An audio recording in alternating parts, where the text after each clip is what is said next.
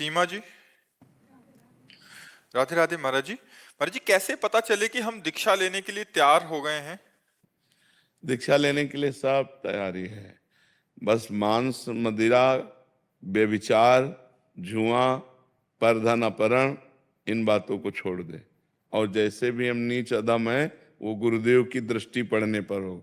लोहा कभी सोना नहीं हो सकता, लेकिन पारस के स्पर्श से सोना होता है। हम कभी योग्य नहीं हो सकते, हम सदैव अयोग्य हैं, पर गुरुदेव की कृपा ही योग्य बनाती है।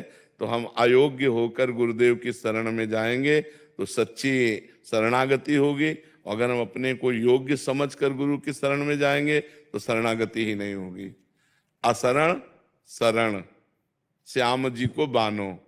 जब हम असरण हुए तब शरणागति हुई, जब हम अयोग्य हुए तब गुरुदेव की शरण हुई। तो हम अयोग्य हैं, पर ये बातें नहीं होनी चाहिए।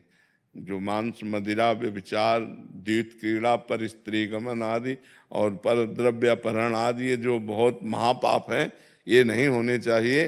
और फिर गुरु की शरण में जाए तो बहुत जल्दी लाभ प्राप्त होता है। और फिर दूसरी बात, हम जैसे हैं वैसे गुरु की शरण में चले जाए, वो संभाल लेंगे। अस्पताल बना ही बीमार लोगों के लिए है। अस्पताल के बाहर लिख दे कि आपको टीबी, कैंसर, किसी भी तरह का रोग ना हो, फिर आप एडमिट होइएगा, तो अस्पताल हंसी का पात्र होगा कि नहीं होगा? भाई, अस्पताल तो हाई रोगी लोगों के लिए। तो अयोग्यों के लिए ही शरण शरण गुरुदेव भगवान है, जो अपने जैसे नीचों को भी स्वीकार करके महान बना देते हैं। तो हम कैसे भी हो, अगर हमारे अंदर प्रबल इच्छा जग जाए कि मुझे भगवान से जुड़ना है, तो गुरुदेव से जुड़ जाना चाहिए। यही योग्यता है, प्रबल इच्छा होना ही योग्यता है।